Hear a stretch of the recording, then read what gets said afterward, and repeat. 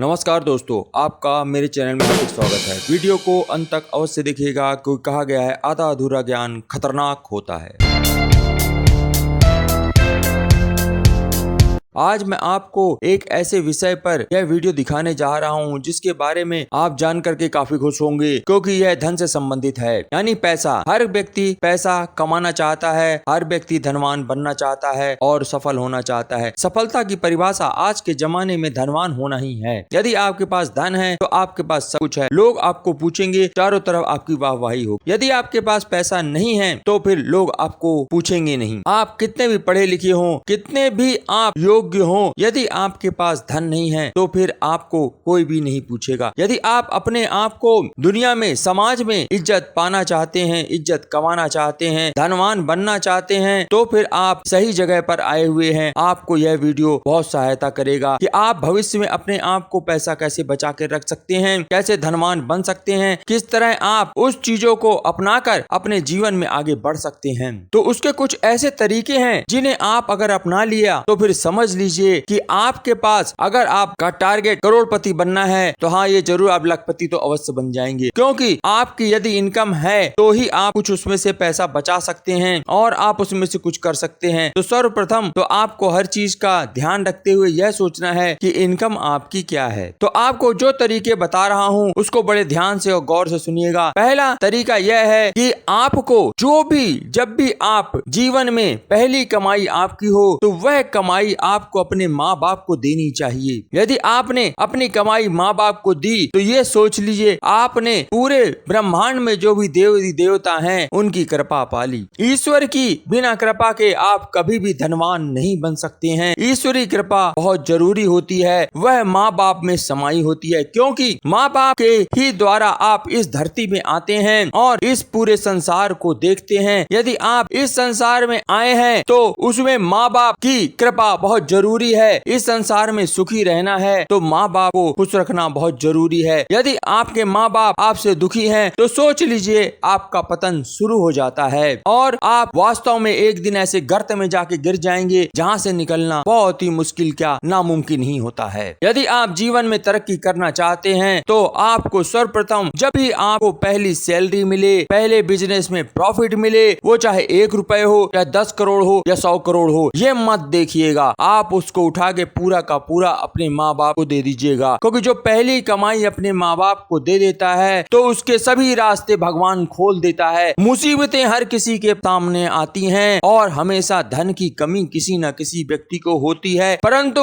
उस धन की कमी को दूर करने के लिए वो जो आशीर्वाद होता है वह कभी भी पैसों से नहीं तोला जा सकता है। यदि आपने पहली कमाई मान लीजिए 100 रुपए थी, 500 रुपए थी, 5000 थी, 50,000 थी, 5 लाख थी या 5 करोड़ रुपए थी और आपने अपने माँ बाप को दे दी, तो वो पलट के आपको 1000 गुना के रूप में मिलेगी, लेकिन वो बताएगी नहीं कि मैं आपके पास कैसे आ रही हूँ। वो कमाई का धन जो होता है, वो पैसा होता है, वह पलट करके आता ही आता है। आशीर्वाद की यानी कोई कीमत नहीं होती है। यह एक ऐसी मान्यता है जिसको आपको करना चाहिए। दूसरी यह है कि आपको यदि माँ बाप किसी के नहीं होते हैं तो फिर आपको दूसरा काम यह करना है कि वह कमाई भगवान के सामने रख दें। अब भगवान में, इसमें जो भी आप भगवान को मानते हो, जिसको भी आप मानते हो ईश्वरीय शक्ति, उसके कई रूप हो सकते हैं। आप किसी भी रूप में उसको पूजते हैं, उस या कोई गुरु जी को कोई लोग पूजते हैं, कई लोग भगवान को मानते हैं। जिनके माँ बाप नहीं है उनके लिए ये मैं बता रहा हूँ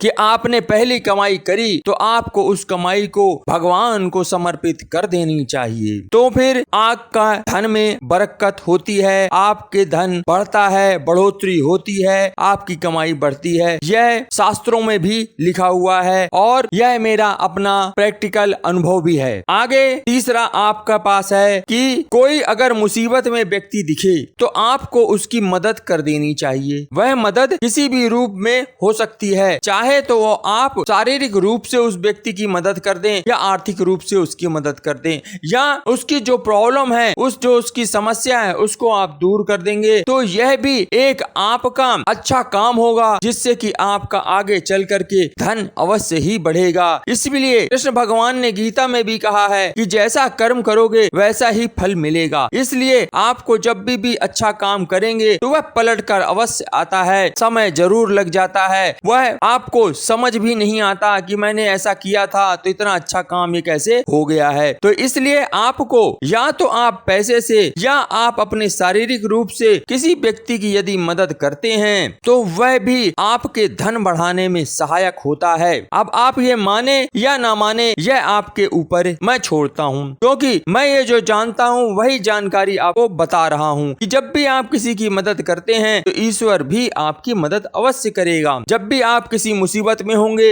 या धन की कमी होगी या शारीरिक रूप से आप परेशान होंगे तो अवश्य आपके पास भी भगवान किसी न किसी रूप में आके आपकी सहायता अवश्य करेंगे। आगे आता है चौथा पॉइंट कि यदि आप अपने लिए कोई सामान खरीदने जाते हैं तो आपको क्या करना है। जब भी आप बाजार में जाएं, चारों तरफ नजर दौड़ाएं और हमेशा कभी भी कोई चीज अगर खरीदने जाएं, या मान लीजिए कि आप अपने लिए शूज खरीदने जाते हैं या चप्पल खरीदने जाते हैं तो आप 4 दुकानों में जाइए। 4 दुकान में जाएंगे तो आपको हर रेट में मिलेंगे फर्क, और आप देखेंगे उसी ब्रांड की वही चप्पल के 4 दुकान में 4 तरह के रेट होते हैं। कोई दुकानदार 10 रुपए ज्यादा महंगा बताएगा, कोई 10 रुपए कम बताएगा, कोई 20 रुपए भी कम बताएगा। तो यह अलग अलग दुकानों में रेट होते हैं और वही चीज के सेम एक ही ब्रांड की, एक ही चीज की, एक ही नंबर की, मान लीजिए 10 नंबर की चप्पल अगर आप लेने जाएंगे तो वही चप्पल आपको घर के पास के दुकान वाले से महंगी मिलेगी, थोड़ा और आगे जाएंगे थोड़ा सस्ती मिलेगी, फिर थोक के पास जाएंगे तो और थोड़ा सस्ती मिलेगी। इसलिए जब भी आप खरीदारी करें तो 4 दुकानों में रेट पूछ करके तब फिर आप खरीदारी करेंगे तो आप पाएंगे कि वास्तव में रेट में फर्क है और आपकी इस तरह से बचत होगी, और वह पैसा बचाने का यह एक तरीका भी है। 5वां तरीका यह है कि जब भी आप कोई भी खरीदारी करते हैं तो आप यदि अपने हाथों से पैसे को देंगे तो वो बढ़ोतरी होती है। इसलिए पुराने जमाने में लोग कहते थे कि उनको कुछ नहीं आता है, तो आप पलट करके देख लीजिएगा इतिहास को भारत के कि यहाँ पर सिर्फ कैश से ही होती थी, यानी नगद खरीदारी करते थे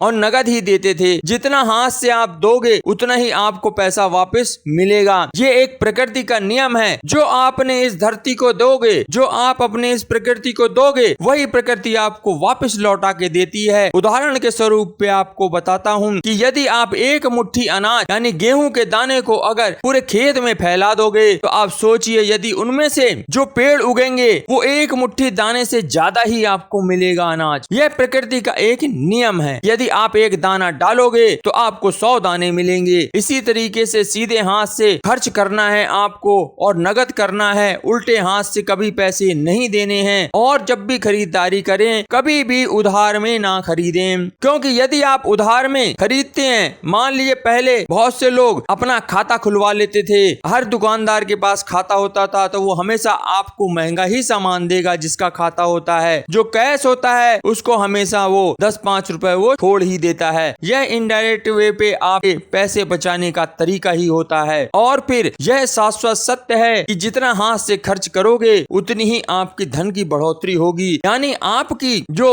खर्च करने की ताकत होती है उस ताकत के अनुसार ही तभी आप उतना ही पैसा कमाने की हिम्मत भी रखोगे। यदि आपके पास पैसा कमाने की ताकत है तभी आप खर्च कर पा रहे हो। अगर आप खर्च कर रहे हो जितना उतना वो वापस आएगा ही आएगा। इसलिए आपको सीधे हाथ से कैश में ही खरीदारी करनी है। अब आप सोचेंगे आजकल डिजिटल के जमाने में ये व्यक्ति कह रहा है कि आपको कैश खरीदनी चाहिए, हम क्रेडिट से क्यों नहीं। मेरा अर्थ यह है कि आपको उधार नहीं खरीदना है, आपको कैश नगद खरीदना है। यानी जो आपके पास पैसे हैं उन्हीं पैसों में से खरीदना है। किसी से उधार लेके आप खरीदोगे तो अपने लिए एक आप सरदर्दी ले लेंगे। अब आता है 6वां। तो जिस तरह से पहले कहा गया था कि हर हफ्ते में आप एक दिन उपवास रखो तो उसका अर्थ यही होता था कि आपका एक दिन का खाने का खर्चा बचेगा और पैसे का भी खर्चा बचेगा। और यह भी सोच लो कि आज एक दिन मुझे कभी खर्च करना ही नहीं है, तो इस तरह से आप यह पैसा बचा लेंगे और आपका शरीर भी स्वस्थ रहेगा। आप डॉक्टर के पास भी कम जाएंगे और बीमार भी कम पड़ेंगे। इसलिए व्यक्ति को हफ्ते में एक उपवास अवश्य करना चाहिए। वह चाहे किसी भगवान के नाम कर लो या दिन के वार इतने हैं उनमें किसी के नाम पे कर लो। तो आपका एक दिन खाना ना खाने से आपका शरीर पूरा स्वस्थ रहेगा, आपको डॉक्टर की जरूरत कम पड़ेगी, तो इनडायरेक्ट वे पे वो पैसे भी आपके बचेंगे। और फिर ये भी प्रण कर लें कि एक दिन मैं 1 रुपया भी खर्च नहीं करूंगा। खाने पीने की जरूरत की जो चीजें हैं वो तो लाओगे ही लाओगे, एक्स्ट्रा कोई और खर्च नहीं करूंगा। यह आप अवश्य करें। तो इस तरह से आप अपना पैसा बचा सकते हैं। 7वां, पैसे बचाने के और भी बहुत से तरीके हैं। जैसे आप निश्चित प्रण कर लीजिए, आपकी अगर इनकम मान लीजिए 10,000 रुपए महीना है तो आप उसको डिवाइड कर लीजिए। कितने से करेंगे आप? 10% घटा लीजिए तो आपका हो गया 1,000 रुपए। यानी आपको हर महीने 1,000 रुपए अवश्य बचाने हैं। यह भी आपको निश्चित कर लेना चाहिए। या यह नियम आप बना लीजिए कि मुझे हर महीने 10% सैलरी बचानी ही है या 10% जो भी कमाई बिजनेस से होती है वो बचानी ही है। यह भी आप करेंगे तो इससे भी आपके पास धन इकट्ठा होगा। तो आप देखेंगे आपके पास 120% करीब धन बच जाता है पूरे साल में, क्योंकि हर महीने 10% बचाएंगे तो 12 महीने के हो जाते हैं 120%। तो आपके पास 120% पूंजी हो जाती है। और यदि आप इसका भी सरल तरीका करना चाहें तो 30 दिन से डिवाइड कर लीजिए। तो कम से कम आप ये सोच लीजिए कि आपको 40 रुपए पर डे बचाने, या तो पर डे का हिसाब बना लीजिए या आप एक मंथली का बना लीजिए। ये नहीं कि आप 3 महीने का, 6 महीने का या 12 महीने का बनाएंगे, वो तो बिल्कुल गलत होता है, वो कभी नहीं हो पाता है। तो करने के लिए बहुत दिक्कत आती है, इसलिए आपको प्रतिदिन का हिसाब बनाना है या मंथली का बनाना है। ये बेस्ट होता है। जैसे ही पैसे आए उसमें से आप 10% पैसे बचा लिए। यह एक तरीका है। 8वां, अपने पैसों को हमेशा आप देखिएगा, दुनिया की कोई भी लॉकर्स या कहीं पे भी होते हैं तो वो हमेशा तिजोरी में, थैलियों में भर के ही रखते हैं। इसलिए थैली का एक सिस्टम बनाया गया था। तो आपको हमेशा अपने पैसों को कपड़े की थैली में रखना चाहिए, या फिर कोई ऐसे बंद लिफाफे में रखेंगे तो जैसे उसमें वो आपको फायदा करेगा। और हमेशा जब भी यूज करें काले रंग के पर्स पे ही पैसा रखें तो आपके धन में बढ़ोतरी होगी। यदि आप पैसा जो भी रखना चाहें किसी और कलर के बैग में ना रखें, कभी भी पैसे को रखें तो काले रंग के बैग में रखें। 9वां, आप जब भी कोई खरीदारी करें और बाजार से जब सब सामान लेके घर पे आएं तो एक अपने घर में कोई ऐसी जगह या गुल्लक या कुछ और चीज ऐसी बना लें जिसमें वो सारे के सारे सिक्के उसमें डाल दें। जो भी बचत हो उस तरह से आपके पैसों की भी बचत होगी और आप मंथ के एंड में देखेंगे तो आपने काफी कुछ पैसे बचा लिए हैं। यह भी एक तरीका है पैसा बचाने का। तो आपको यह चीज समझ में आ गई होगी कि पैसे कमाने से ज्यादा बचाना भी जरूरी होता है, तभी आप अपनी जिंदगी को सुखी बना सकते हैं, अपने आप को धनवान बना सकते हैं, आगे चलकर आने वाली परेशानियों से बच सकते हैं। यदि जीवन में परेशानियां आती हैं तो उन परेशानियों का हल 95% ऐसा होता है जिसके लिए धन की ही आवश्यकता होती है। बिना पैसे के, बिना धन के आप कुछ भी नहीं कर सकते हैं। आशा करता हूँ यह वीडियो आपको पसंद आया होगा। यदि यह वीडियो आपको अच्छा लगा हो तो इसे शेयर भी कर दीजिएगा और कमेंट भी जरूर कर दीजिएगा। आप लोग कमेंट करना भूल जाते हैं। यदि पसंद नहीं आया हो तो आप उसे डिसलाइक भी कर सकते हैं। अगर पसंद आया है तो लाइक कर देना। यानी आप लाइक, डिसलाइक, कमेंट्स या शेयर या और सब्सक्राइब में से कुछ न कुछ अवश्य करके जाना, जिससे मुझे पता चल जाए कि यह वीडियो मैंने जो मेहनत से बनाई है वह अच्छा बना है या खराब बना हुआ है। आपने अंत तक वीडियो देखा, उसके लिए मेरा भी फर्ज एक बनता है कि आपको गुरु मंत्र दूं। जीवन में पैसा ही सब कुछ नहीं होता है, परंतु बहुत कुछ होता है। इसलिए आज से ही बचत करना शुरू करें और अपना जीवन सुखी बनाएं। आपने वीडियो अंत तक देखा उसके लिए आपका बहुत बहुत धन्यवाद।